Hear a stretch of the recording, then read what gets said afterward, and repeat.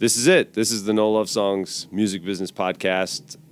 First episode of 2024. Very excited today because normally I interview other bands and either producers or marketers or people involved in the music business. But today we're talking about my band, which is No Love Songs. So I want to introduce the band and let the band introduce themselves. But before that, just to give a little bit of history, No Love Songs is a project that I started in 2018.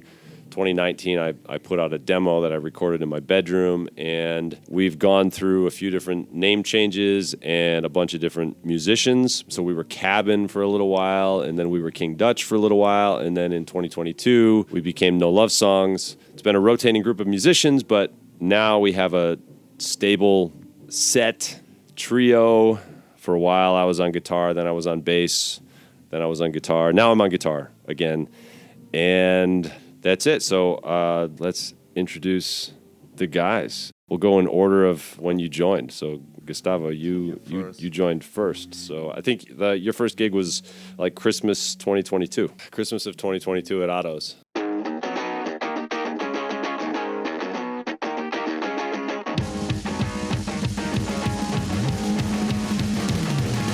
My name is Gustavo Marron. I came from Cuba. Always was a dream for me, like be here. I really never expect to be here in New York, but was like a lifetime gift. I don't know, but always was a dream, like be here and play rock music, because that's the music what I like to play.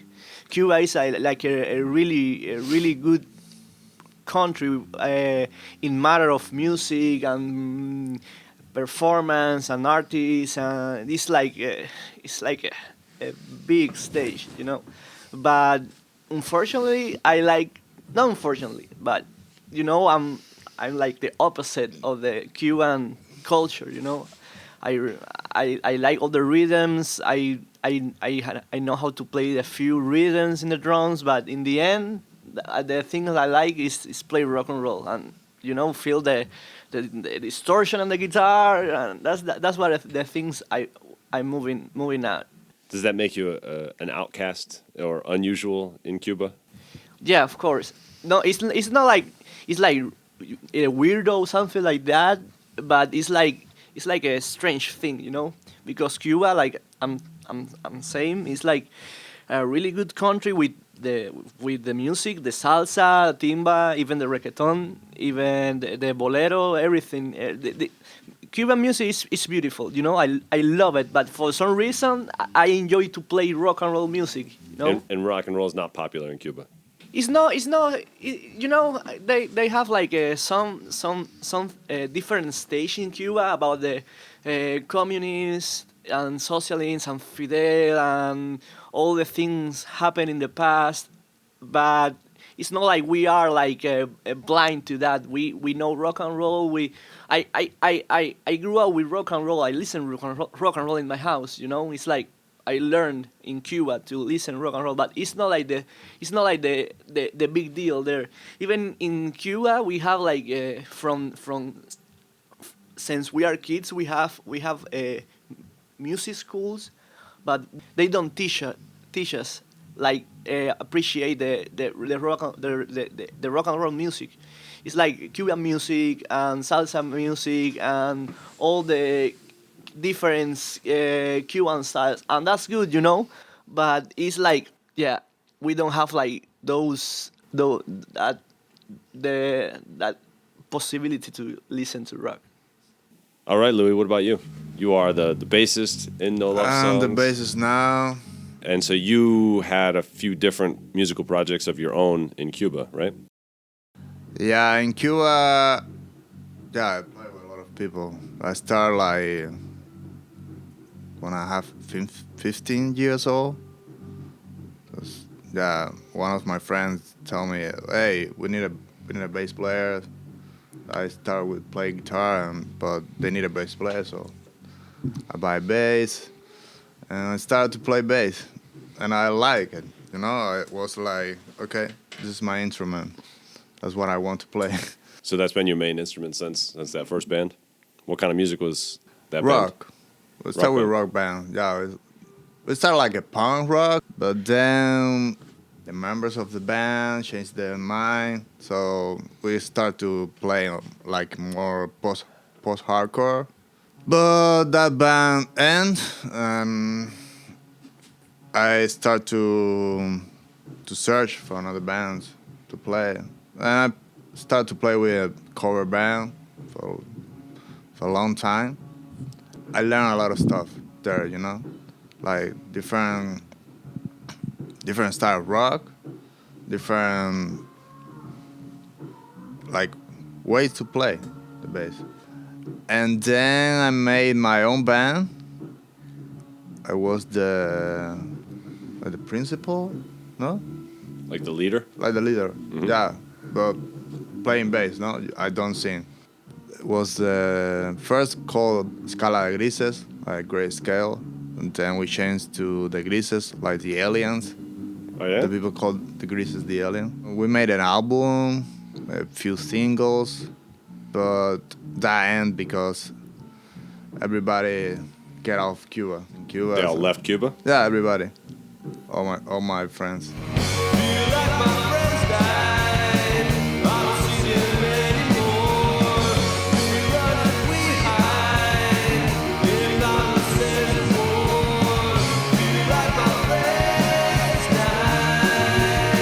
So then you got more into like electronic and kind of computer music. Totally. Yeah, I love electronic music too. You know? I like that shit. I want to experiment and try to do something different.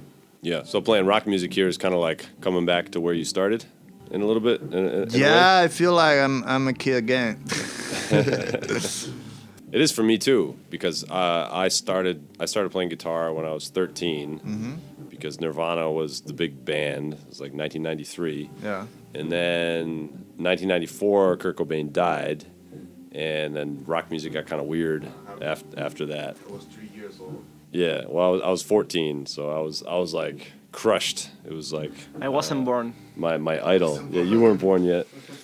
You were just a kid or a baby. Well, I was a kid. I was 14. So then after that, like at that time, like my first bands, we were playing rock music, but heavy rock music kind of, we were trying to make Nirvana songs and things like that.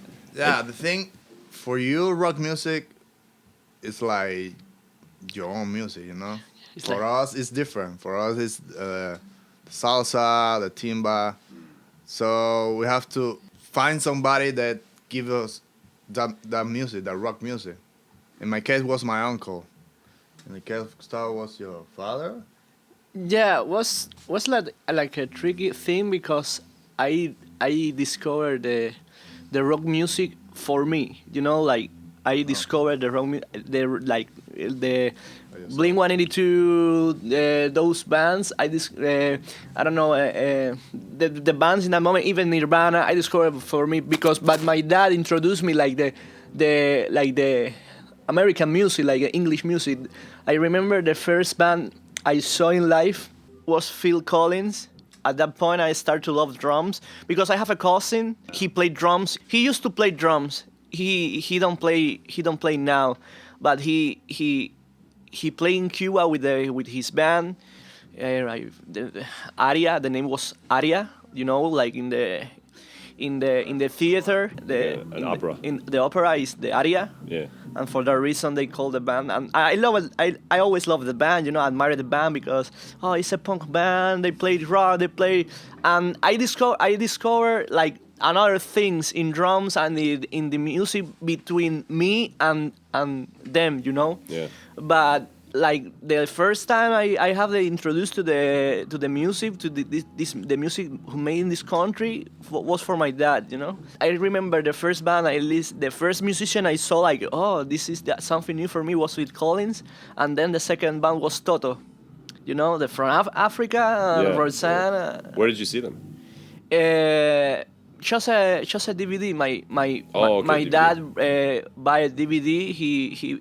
He he was working in another country, Trinidad and Tobago, Oh, okay. Yeah. and he bring a DVD. That's the way I introduced in like the rock music, and then I found out the new bands like Nirvana, Blink 182, those bands, the 2000 bands and the 90s band Limp Bizkit, Korn. Yeah, so it's interesting because at that time I had gotten out of rock music and I started playing blues like in the later '90s, and like then I was in a blues rock band, and then like a funk rock band, and then I got into jazz for a little while. I wanted to be a jazz guitarist. I'm really embarrassed to admit it, but I wasn't very good. But I did play for a little while, and I think it made me actually stop liking music. It was like such a sort of academic approach to music that I did that for a little while, and I was also in graduate school, and then I stopped playing music. Like that was it, and I stopped playing guitar for, I don't know, like a couple years, or they'd be like on my wall, but I wasn't playing them, or if I played, it would be like my acoustic guitar. I didn't play my electric guitar. So at one point, I just said, I'm going to sell my guitars and get rid of them because I don't play them, and they're not decorations. They're supposed to be used. So I sold them, and like 2 months after I sold them, I started getting song ideas. Like I started thinking about music. I was actually listening to the Sirius XM, the radio station. So they have a 90s alternative and grunge station. It's called Lithium. And I was listening to that one day in the car. I just started like singing along with these songs that made me first really love rock music when I was a teenager. And I just got inspired. And then I started writing songs, and I wrote a song, and I was like, oh, that was cool. And then the next day I wrote another song. I was like, well, that's pretty cool too. And then the next day I think I wrote Turn the Lights Out, and it's like cooler songs than I'd ever really written even before when I was younger or anything. So then I bought a guitar, and then I wrote the rest of the songs on Return to the Grunge, and that's how No Love Songs started. Was I just sold everything and then realized that I actually wanted to be doing it. So here we are in New York. Yeah, I do that too once.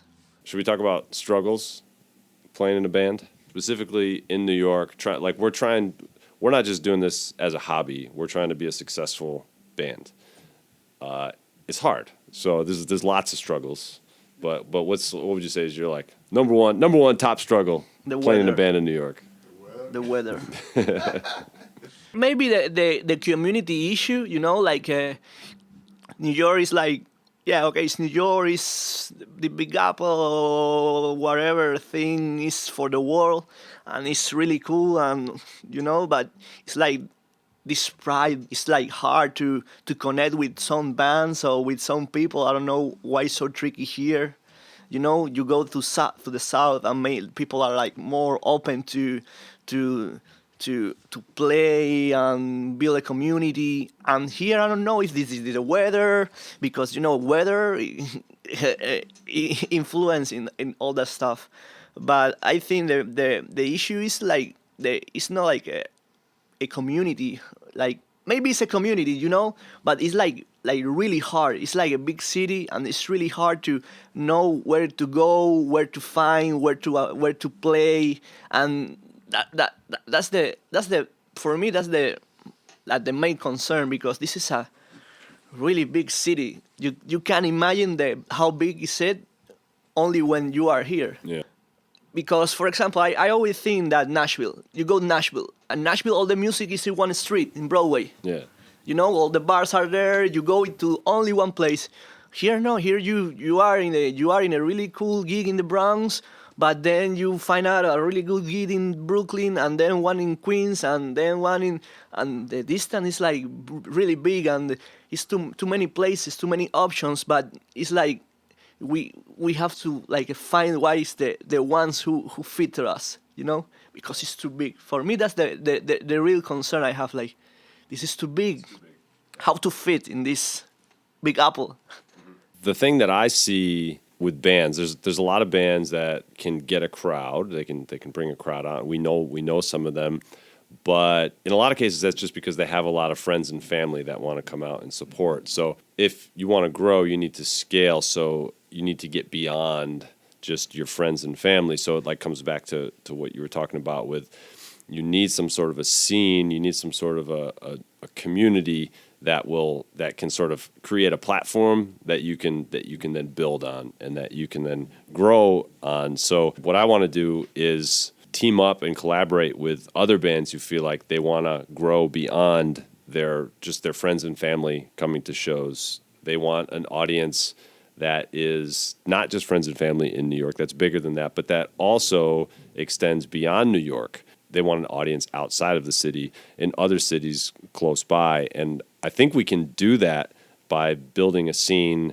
in South Brooklyn, which we've been working on with all these gigs that we've been putting on at Young Ethel's, and just inviting other bands in who are like-minded and who want to work towards similar goals, who want to grow an audience, who want to bring in bands from out of town, from other places, from Philly, from Baltimore, from DC, from Richmond, maybe from Boston or Rhode Island, Connecticut, who can then invite us to go play in their places, help us grow our audience outside of where we are currently. And I think that's a really promising thing, and it's totally doable. It's completely within reach. It's just a matter of putting in the work. Like that's really all we have to do is work at it. And there's a lot of people here in New York, and if we decide that, and specifically in Brooklyn, if we decide that we want to come together and work together, we can actually help each other out here. All right, so let's wrap it up and say, I don't know, it's January. This is the first podcast of 2024. What are your New Year's resolutions? What are your goals for this year? Make a really good video or really good recording with the new not all songs, because we're still playing like the old songs and the not so old songs we have, but it's like a different experience, when like the things we are playing now.